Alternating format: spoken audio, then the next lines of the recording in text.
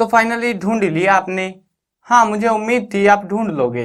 आज की इस वीडियो के अंदर मैं आपको बताऊंगा क्लास 10 जियोग्राफी और आपका चैप्टर 2 है जिसका नाम है forest and wild life resources, यानी कि जंगलों के बारे में, फॉरेस्ट जिसको बोलते हैं, एंड वाइल्ड लाइफ यानी कि जो जंगली जानवर है, जंगलों में जो प्रजातियां रहती है, जो भी कुछ है उनके बारे में हम इस चैप्टर के अंदर पढ़ने वाले हैं।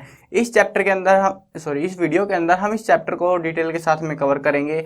उसके बाद में जो है इसके क्वेश्चन आंसर दूसरी वीडियो में मिलेंगे, साथ में उसके इंपॉर्टेंट क्वेश्चंस भी हैं, अगर आप चाहो तो उनको देख सकते हो। चलो अभी शुरू करते हैं। मैं हूं अजय और आप देख रहे हैं सीसीएल क्लास।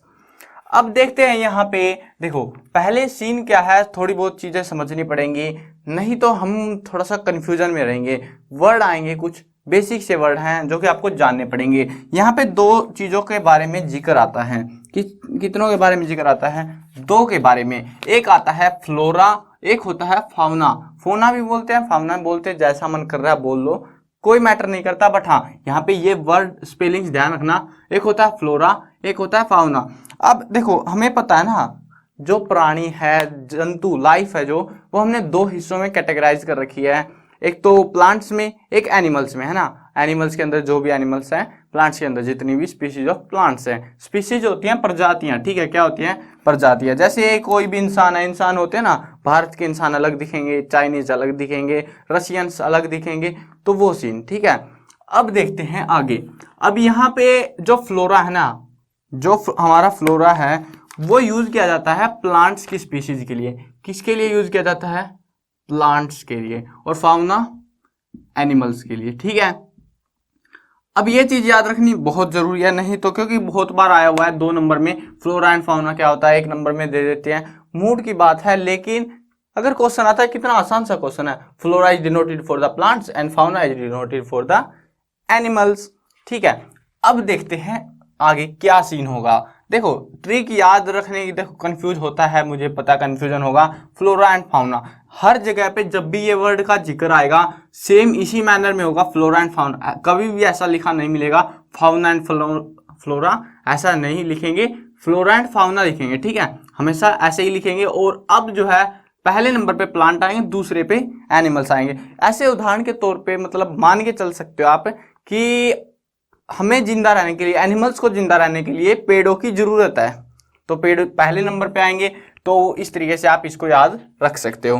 अब एक डेफिनेशन आती है, या फिर बोले तो बहुत सारी स्पीशीज है दुनिया भर में, कोई ज्यादा है कोई कम है ना, डिपेंड ऑन द मैटर्स।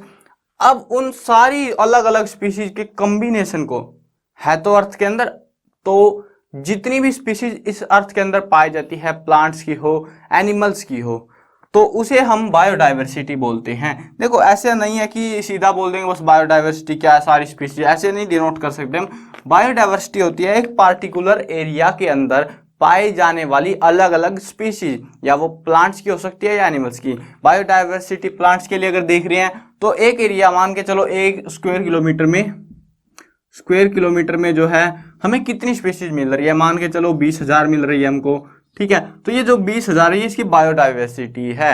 अब ऐसी कोई वैल्यू नहीं है, ये बस उदाहरण के तौर पे बता रहा हूं आपको कि वैल्यू निकालनी कुछ नहीं आएगा ऐसा। तो बस आपको पता होना चाहिए कि एक लिमिटेड एरिया के अंदर कितनी टाइप ऑफ स्पीशीज पाई जाती है, उसको हम बायोडाइवर्सिटी बोलते हैं। डाइवर्सिटी जो ये वर्ड है, इसका मतलब होता है विभिन्नता, विविधता, अलग अलग, ठीक है। और बायो मतलब जिंदा, ठीक है, बायो का तो पता ही होगा आपको। अब देखो कुछ स्टूडेंट्स होते हैं जो कि हाई लेवल पे होते हैं, जिनका जीके नॉलेज लेवल बहुत हाई होता है, लेकिन कुछ ऐसे होते हैं जिनको पता ही नहीं होता। तो यहाँ पे एक डाउट क्लियर कर देता हूँ, क्योंकि बार बार इन चीजों का जिक्र आता है। जियोग्राफी समझ रहे हो, पढ़ रहे हो, रिमेंबर कर रहे हो, तो ये चीज हमेशा ध्यान रखना, 1 स्क्वायर किलोमीटर, ठीक है। अब कुछ को तो यही नहीं पता होगा 1 स्क्वायर किलोमीटर होता कैसा है ना, नहीं पता होगा ना। 1 स्क्वायर किलोमीटर, देखो आपने स्क्वायर तो देखा होगा ना, स्क्वायर होता है जो 1 स्क्वायर किलोमीटर, ऐसे वाला जो ये टोटल एरिया ना, इसका एरिया ऑफ स्क्वायर, तो वो 1 होगा, ठीक है, ऐसे वाला, समझ गए ना। अब आपको ये पता होगा एरिया जो होता है, स्क्वायर का एरिया आप वैसे भी पढ़ चुके हो, कितना होता है, साइड का स्क्वायर होता है, जो भी साइड है अभी मान के चलो इसका 4 है तो ये जो साइड है 2 होगी, तो मतलब 2-2 किलोमीटर का ऐसे बटा होगा, 2 किलोमीटर सामने 2 किलोमीटर उधर जाना, इस पॉइंट से देखेंगे हम, ठीक है ना। तो 2 किलोमीटर हमें इधर जाना पड़ेगा, 2 किलोमीटर हमें इधर जाना पड़ेगा, उसके बाद में उसकी सीध से फिर से ऐसे, और इस तरीके से जो एरियाज है वो डिवाइडेड होते हैं। अब 1 स्क्वायर किलोमीटर है, मतलब कि उसको एक को अंडर रूट कर दो, ठीक है, एक को अंडर रूट कर दो, जो भी वैल्यू आएगी वो वैल्यू के हिसाब से एरिया निकलेगा। ऐसा मत सोच लेना कि 4 किलोमीटर है तो 4 किलोमीटर सीधे भाग जाओ और इतना लंबा एरिया आपको देखने को मिलेगा, नहीं। स्क्वायर किलोमीटर तभी यूज किया जाता है, काफी बड़ा इलाका होता है, मान के चल लो ये चीज आप। चलो अभी आगे देखते हैं, अभी कुछ स्पीशीज के बारे में है। ये चीज बेसिक सी थी, पता भी होगा बहुत सारे स्टूडेंट्स को, और कुछ एक होते हैं यार, अब डाउट सबके क्लियर करने जरूरी होते हैं। चलो आगे चलते हैं, जो कि है एंडेंजर्ड स्पीशीज। एंडेंजर, देखो डेंजर नाम का शब्द सुना है ना, डेंजर, डेंजर, ठीक है। डेंजर का मतलब होता है खतरा, है ना, खतरा होता है, बहुत बड़ा खतरा या थोड़ा सा खतरा, खतरा तो खतरा होता है। डेंजर का मतलब खतरा, स्पीशीज का मतलब प्रजातियां, खतरा है प्रजातियों को, क्या है, खतरा है प्रजातियों को, यानी कि वो प्रजातियां खत्म हो सकती हैं। अब कौन सी प्रजातियां, एंड होता है अंत, ठीक है ना। अब ये मिला रखे हैं, ठीक है, आप बोलोगे डी तो उधर चला गया, नहीं, ऐसे याद रख सकते हो, एज अ ट्रिक बता रहा हूं मैं आपको कि कंफ्यूज मत हो ना। एंडेंजर्ड स्पीशीज क्या होंगी, एंड जिनका अंत नजदीक है, क्या है, अंत नजदीक है, मतलब अंत आने वाला है उनका, वो स्पीशीज जो अंत के करीब है, जो खत्म होने के कगार पे आ चुकी हैं, उनको हम बोलते हैं एंडेंजर्ड स्पीशीज। समझ गए, बहुत आसान था ना, लेकिन मैंने थोड़ा सा ट्रिकी टाइप से समझा दिया आपको ताकि भूलो नहीं। अब देखते हैं वल्नरेबल स्पीशीज। देखो आपने अगर कंप्यूटर का भी चलाया है, लैपटॉप पीसी, ठीक है, तो उसमें क्या होता है, उसमें बार बार ये वर्ड आता है वल्नरेबल, वल्नरेबल, मतलब कि खतरा आने वाला है, खतरा निकट है या आ सकता है, ठीक है, भविष्य संभावनाएं बताते हैं कि मतलब वायरस आ सकता है, तो बोलते हैं वल्नरेबल इज नियर, मतलब फाउंड लिटिल बिटली, जो भी है कुछ, तो वही चीज है, वल्नरेबल होता है खतरा। डेंजर का मतलब खतरा, वल्नरेबल का भी खतरा होता है, लेकिन अलग लेवल का, जो आ सकता है, आया नहीं है अभी तक, आ सकता है लेकिन, ठीक है। अब कुछ उदाहरण देने जरूरी है यार, उदाहरण कई बार जो है ना इनकी डेफिनेशन सही उदाहरण भी पूछ लिए जाते हैं, तो चलो कुछ उदाहरण भी देते हैं इनको। और हाँ, यहाँ पे शुरुआत में जो ये जितनी भी स्पीशीज है ना, ये वाली, ये सारी स्पीशीज नॉर्मल स्पीशीज के अंदर आती हैं फिलहाल के टाइम पे। नॉर्मल होता है मतलब ऐसे ही नॉर्मल, जैसे हम इंसान है वैसे ही बाकी जानवर, तो वो नॉर्मल स्पीशीज होती हैं। तो उनके वो जिनका जो पॉपुलेशन लेवल है, जिनकी आबादी जो है वो नॉर्मल सी है, तो वो नॉर्मल स्पीशीज आती है। अभी ये सारी जो है उसी के अंदर आती है हमारी। अब यहाँ पे लगभग सारी टाइप की स्पीशीज मिलेंगी, शुरू से लेके अंत तक की, मतलब है भी कि नहीं है, वो सारी चीजें इसी में मिलेंगी। अब यहाँ पे जो है ना एंडेंजर्ड स्पीशीज के कुछ उदाहरण देता हूं मैं आपको। यहाँ पे है ब्लैक बक, क्या है, ब्लैक बक, ठीक है, बत्तख है। इंडियन वाइल्ड एस, भारत का जो जंगली गधा है वो।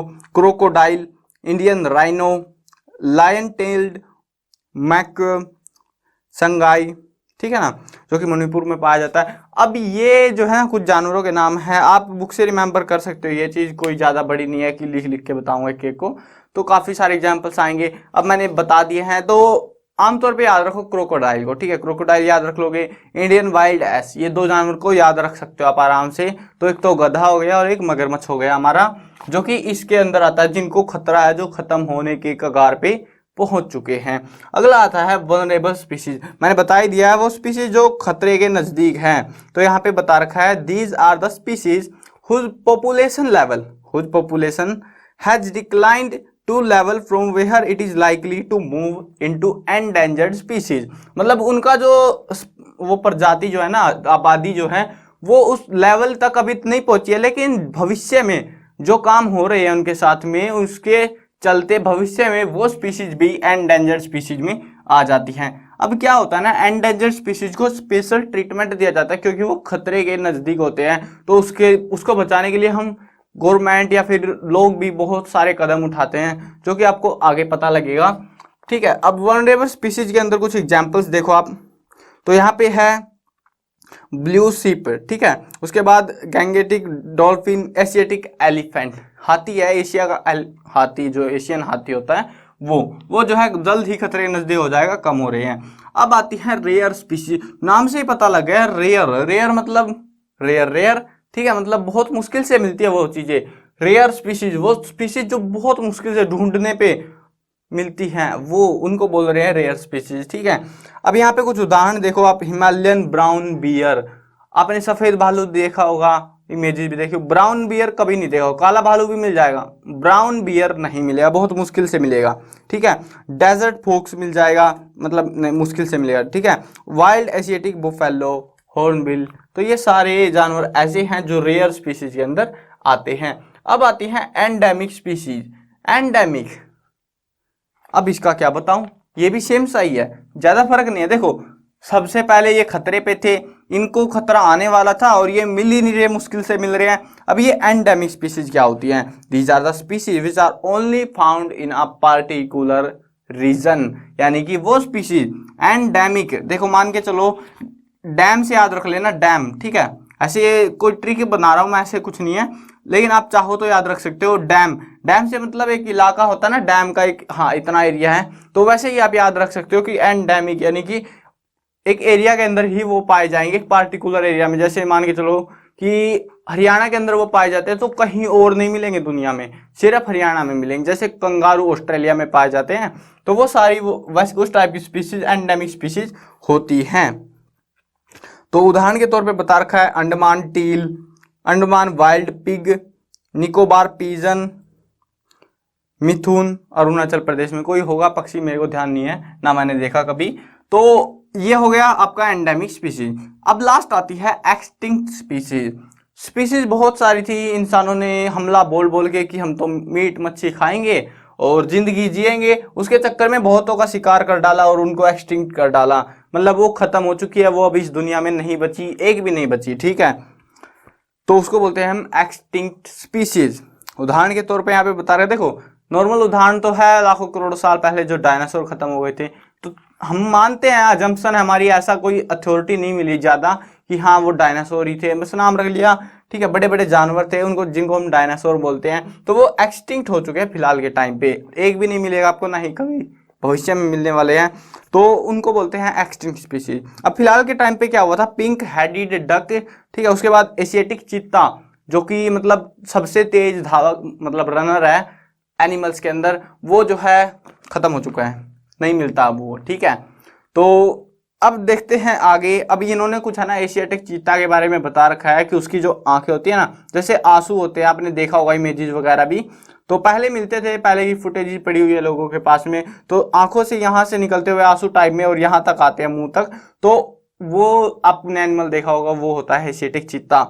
उसके अलावा जो है वो उसकी कुछ कैरेक्टरिस्टिक है, वो आप चाहो तो गूगल पे सर्च कर सकते हो, बट हाँ अभी के लिए बस इतना ही। और आगे देखते हैं आगे क्या चलता है इसका। अब यहाँ पे बताते हैं अगला पॉइंट हमारे पास में आता है, वो है, वो क्या है हमारे पास अगला पॉइंट, तो यहाँ पे बता रखा है कुछ पॉइंट्स ऐसे ही नॉर्मल से बता रहे हैं कि 1951 की बात है, मतलब 70 साल पहले की बात है, 70 नहीं तो आसपास लगा लो, ठीक है, आगे पीछे देख लोगे आप लोग वीडियो, तो 1951 की बात है। More then 5,000 square kilometre of forest was cleared for river valley project. अब ये जानवर खत्म क्यों हो गए, है ना, खत्म क्यों हो गए, कम क्यों हो रहे हैं, खतरा क्यों आ रहा है, वो कारण बता रहे हैं कि 1951 में रिवर वैली प्रोजेक्ट आया था एक, और उस प्रोजेक्ट के तहत 5,000 स्क्वायर किलोमीटर के जंगल को साफ कर दिया गया। अब उसमें कितनी सारी स्पीशीज खत्म हो गई होंगी, और आपको नहीं पता होगा तो इंडिया के अंदर वर्ल्ड का 6% के आसपास की जो स्पीशीज है, बायोडाइवर्सिटी है, वो पाई जाती है, मतलब बहुत ज्यादा स्पीशीज इंडिया के अंदर पाई जाती है, मतलब टॉप मोस्ट कंट्रीज में है ये, जहां पे सबसे ज्यादा स्पीशीज देखने को मिल जाती हैं। अब यहाँ पे देखो 5,000 स्क्वायर किलोमीटर का काफी बड़ा एरिया था जंगल का, जिसको खत्म कर दिया गया।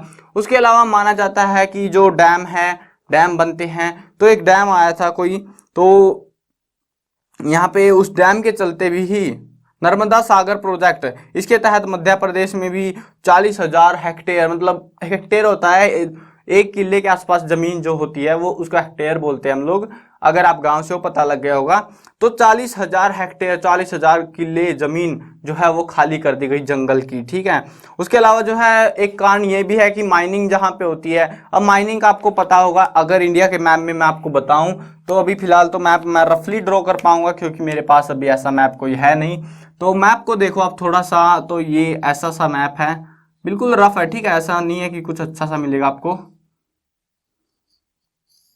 ठीक है। ऐसा सा मैप जो है इंडिया का। और यहाँ पे थोड़ा सा गड़बड़ी हो गई है ना,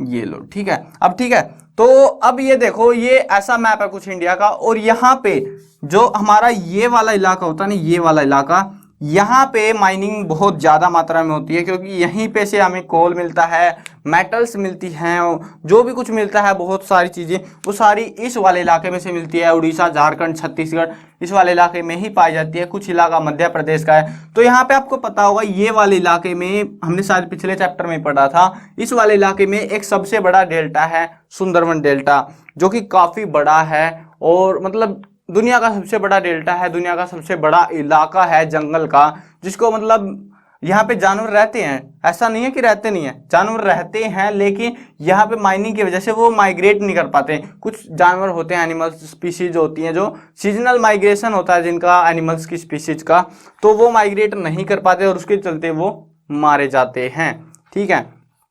तो वही चीज़ बता रहे हैं। उसके अलावा जो है एक और चीज़ बताते हैं कि जो माना जाता है कि जो वुड कलेक्ट करते हैं फॉरेस्ट से, उसके अलावा जो फ्यूल वगैरह के लिए जो भी एनर्जी, ग्रेजिंग जो होती है, ग्रेजिंग मतलब घास चराना जानवरों को, तो उन चीज़ों के चलते भी वो भी एक महत्वपूर्ण कारण माना जाता है कि उसकी वजह से भी जंगल खत्म हो रहे हैं। लेकिन एक्चुअल में देखा जाए ना, एक्चुअल में ग्रेजिंग और वुड कलेक्शन से जंगल कभी खत्म नहीं होते। क्यों नहीं होते? क्योंकि जंगल में अगर हम वुड कलेक्ट करने जाएं, पूरा पेड़ थोड़ी काटेंगे नहीं, ऊपर से टहनियां तोड़ लेंगे, ठीक है, लेकिन वो उग जाएगा। अब यहाँ पे जो रिवर वैली प्रोजेक्ट, ये वो प्रोजेक्ट आते हैं, तो उसमें तो पानी भर गया तो पेड़ खत्म, वो बिल्कुल जड़ सहित खत्म हो जाता है, ठीक है। तो ये एक बड़ा कारण नहीं है, बट मानते हैं कुछ लोग इस कारण को भी। अब ये चीज थी जो कि बतानी जरूरी थी। उसके अलावा बताते हैं important cause of environmental destruction are. अब जो एनवायरमेंट है, पेड़ जंगल खत्म हो रहे हैं ना, तो एनवायरमेंट भी खराब होगा। तो उसके मेन कारण क्या है? Uneven access, unequal consumption of resources and lack of fixing responsibility for environmental wellbeing. मतलब कि ना तो किसी को सही से रिस्पॉन्सिबिलिटी दे रखी कि तुम्हें देख रेख करनी है, वातावरण कैसा है, क्या है, खराबी आ रही है तो क्या कदम उठाए जाए, ऐसी कोई रिस्पॉन्सिबिलिटी टीम कोई तैयार नहीं है। उसके अलावा जो है लोगों को नहीं पता रिसोर्सेज कैसे यूज करने हैं, कितने यूज करने हैं, तो अंधाधुंध यूज हो रहा है उनका, जिसके चलते जल्द ही वो खत्म हो जाएंगे हमारे रिसोर्सेज। और रिसोर्सेज का नहीं पता तो वो चीजें जो हमारी जरूरतों को पूरा करती है उनको हम रिसोर्सेज बोलते हैं, चाहे वो कुछ भी हो, कोई प्लास्टिक की वस्तु हो या फिर कोई इंसान ही क्यों ना हो। आपको दुकान से सामान मंगवाना है तो वो इंसान जो सामान ला रहा है वो रिसोर्स है, जो सामान मंगाना है वो भी आपके लिए रिसोर्स है, क्योंकि आपको उसकी भी जरूरत है और इंसान की भी जरूरत है क्योंकि उसको सामान लाना है, तो दोनों रिसोर्सेज है उस केस में। अब चलते हैं आगे, forest and wild life conservation. देखो अब आगे अगले पॉइंट्स आते हैं हमारे पास में काफी सारे। और हाँ गाइस, आपको जो है ना, देखो मजा आ रहा हो तो बता देना मेरे को बिल्कुल से कि हाँ सर हमें बिल्कुल मजा आ रहा है, पढ़ाने का तरीका अच्छा लग रहा है हमें, तो मुझे भी खुशी मिलेगी यार, थोड़ी सी खुशी तो दे ही सकते हैं आप। और चलो आगे चलते हैं, अब ज्यादा नहीं बताते। Forest and wild life. Forest क्या होते हैं? फॉरेस्ट होते हैं। और वाइल्ड लाइफ क्या होती है? वाइल्ड लाइफ, वाइल्ड का मतलब जंगली और लाइफ का मतलब जीवन, जंगली जीवन, जंगलों में जीवन, जंगलों में जीवन इन इंडिया, भारत के जंगलों में। ये पॉइंट है हमारा, forest and wild life in India, Bharat के अंदर जंगल और जंगलों के अंदर जो जीवन है उसके बारे में जिक्र होने वाला है। तो यहाँ पे क्या होता है, भारत के अंदर क्या होता है, बहुत सारे आदिवासी लोग रहते हैं जंगलों में, जो कि ग्रेजिंग भी करते हैं, वुड कलेक्टिंग भी करते हैं, अपनी जरूरतों का सामान भी फॉरेस्ट से ही इकट्ठा करते हैं। तो वही चीज है। और यहाँ पे जो Indian wild life protection act, एक एक्ट आया था, क्या आया था? एक एक्ट आया था, कानून आया था एक, जो 1972 में आया था। अब ये चीज मैं क्यों बता रहा हूं, रुको थोड़ी देर, पता लग जाएगा। द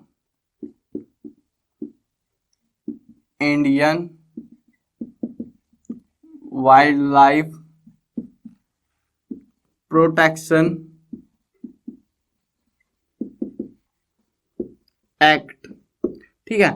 अब ये जो एक्ट है, ये जो कानून है, इसको मैं क्यों बता रहा हूं, अगर आप जॉब की तैयारी करते हो तो ये वाला कानून एक्ट जो है कभी कभी पूछ लिया जाता है कॉम्पिटिटिव एग्जाम्स में, तो आपको पता होना चाहिए कि Indian wild life protection act जो कि आया था आपका 1972 के अंदर। कब आया था? 1972 के अंदर ये आया था। अब ये करता क्या था? देखो, कानून कुछ भी आए, कुछ ना कुछ रीजन होता है, लॉजिक होता है उसके पीछे क्यों आता है। तो इंडियन वाइल्ड लाइफ, देखो इंडियन का तो पता ही है, वाइल्ड लाइफ का भी पता है, प्रोटेक्शन मतलब बचाना, एक्ट कानून। तो जो जंगलों में रह रही थी स्पीशीज, आदिवासी थे, उसके अलावा स्पीशीज भी तो थी, बहुत सारे एनिमल्स थे, तो उनकी स्पीशीज को बचाने के लिए ये कानून लाया गया था। क्या हो रहा था, लोग जो है ना मीट मांस के चक्कर में जो एनिमल्स थे, स्पीशीज थी, उनकी हंटिंग कर रहे थे बहुत जोरों से। अब जो जंगलों में रहती स्पीशीज है, मतलब इंसानी स्पीशीज, इंसान जो रहते हैं, आदिवासी जिनको बोलते हैं, तो वो तो शिकार करेंगे, लेकिन बाहर के लोग जाके अपने फायदे के लिए, अपने प्रॉफिट के लिए एनिमल्स का शिकार कर रहे थे, जो कि काफी बड़ी मात्रा में हो रहा था, जिसके चलते बहुत सारी स्पीशीज एंडेंजर्ड स्पीशीज में आ गई। तो इस वजह से ये कानून लाना पड़ा। इसके तहत जो हंटिंग थी उसको बैन कर दिया गया और कुछ एक जंगलों को रिजर्व कर दिया गया कि यहां से तुम लकड़ी भी नहीं काट सकते, ठीक है। तो ये हुआ था। अब यहाँ पे देखते हैं आगे, यहाँ पे जो कुछ आए थे, तो इंक्लूडिंग टाइगर, जिसके अंदर जो है टाइगर भी शामिल थे। प्रोजेक्ट आया था the one horn dinosaurs, Kashmiri Stag और हार्न, 3 टाइप ऑफ क्रोकोडाइल। अब 3 तरह के मगरमच्छ, ये सारी स्पीशीज ऐसी थी जिनको बचाना बहुत जरूरी था, क्योंकि ये खतरे के बहुत नजदीक से, मतलब खतरा आ गया था इनके ऊपर कि ये खत्म हो जाएंगी, तो इनको बचाना बहुत ज्यादा जरूरी था। कुछ स्पीशीज जो मैंने अभी आपको बताई हैं। अब क्रोकोडाइल की 3 प्रजातियां पाई जाती हैं, एक फ्रेश वाटर क्रोकोडाइल, एक जो है आपका सोल्ट वाटर क्रोकोडाइल, और एक होता है घड़ियाल, ठीक है। तो ये 3 स्पीशीज पाई जाती है। अब इन सारों को खतरा आ गया था, लोग मार रहे थे ना, तो अब कुछ करना था, इसीलिए ये कानून लाया गया था। चलो आगे चलते हैं और आगे आते हैं फॉरेस्ट और वाइल्ड लाइफ रिसोर्सेज के टाइप। क्या आते हैं? Type and distribution of forest and wild life, मतलब कि फॉरेस्ट, जंगलों के कितने टाइप है रिसोर्सेज में, ठीक है, डिस्ट्रीब्यूशन कैसे हुआ है। तो यहाँ पे देखते हैं, यहाँ पे हमारे पास में आ रहा है 3 टाइप के फॉरेस्ट। एक होता है रिजर्व्ड। कैसा फॉरेस्ट है? रिजर्व्ड। अब रिजर्व का तो पता ही होगा, रिजर्व कैसा होता है? सुरक्षित। ये सीट मेरे लिए रिजर्व है, जैसे हम करते हैं ना ऑनलाइन बुकिंग, तो रिजर्व कर लेते हैं पहले से, मतलब वो सुरक्षित है। तो रिजर्व्ड फॉरेस्ट वो फॉरेस्ट जो सुरक्षित रख दिए गए हैं कि हाँ इनके साथ कोई छेड़खानी नहीं की जाएगी, ठीक है। और यहाँ पे बता रखा है more than half of the total forest area has been declared reserve forest. आधा इलाका, जितने भी जंगल है भारत के अंदर, उनका आधा इलाका रिजर्व फॉरेस्ट के लिए घोषित कर दिया गया है कि उनको कोई कुछ नहीं करेगा। अगला आता है प्रोटेक्टेड। देखो क्या फर्क हो गया, ये तो है आपका आधा इलाका और ये है आपका 1/3 इलाका जो कि आपका प्रोटेक्टेड है, मतलब दोनों सेम से ही है, दोनों सेम से। ये क्या फर्क है बताता हूं आपको। जो फॉरेस्ट रिजर्व है, आधा जंगल रिजर्व है, रिजर्व मतलब सुरक्षित है, वहां पे आदिवासी लोग रह सकते हैं, सब कुछ चलेगा। प्रोटेक्टेड फॉरेस्ट के अंदर कुछ स्पीशीज रहती है पार्टिकुलर, जिनको डेंजर होता है, खतरा होता है, एंडेंजर्ड स्पीशीज, वो रहती है यहाँ पे प्रोटेक्टेड फॉरेस्ट के अंदर। और यहाँ पे दोनों जगहों पे हंटिंग को बैन कर दिया गया है, ठीक है। चलो अगला चलते हैं, और अगला है अनक्लास्ड फॉरेस्ट। कैसा है? अनक्लास्ड। अब ये कैसा फॉरेस्ट है? इसका तो नाम भी नहीं सुना हमने कभी, है ना। आप भी बोलोगे, देखो क्लास क्या होती है? क्लास होती है कक्षा, है ना। अब जो क्लास मतलब कि एक पार्टिकुलर एरिया में, ठीक है, यहाँ पे ये है तो उसको बोलेंगे क्लास। लेकिन यहाँ पे अनक्लास्ड फॉरेस्ट है, मतलब कि लोगों ने पर्सनल, मान के चलो मेरे 2 किले थे, मैंने जंगल नहीं पेड़ उगा दिए, तो उसको वैसा इलाका, थोड़ा बहुत कम्युनिटी पंचायती जगह पड़ी हुई है गांव में, वहां पे पेड़ लगा दिए, वो जितने भी लगे हुए वो सारे वो अनक्लास्ड फॉरेस्ट के अंदर आते हैं। कुछ लोगों ने खुद ही अपने मतलब आसपास के गांव में खुद ही पेड़ लगवा दिए, सड़क के साइडों में लग रहे थे, वो सारे फॉरेस्ट के अंदर इंक्लूड किए जाते हैं वो एरिया, उसको अनक्लास्ड फॉरेस्ट बोलते हैं। अब आता है कम्युनिटी एंड कंजर्वेशन। कम्युनिटी क्या होते हैं? समुदाय, और कंजर्वेशन बचाव करना, मतलब कि समुदाय कैसे बचा रहा है।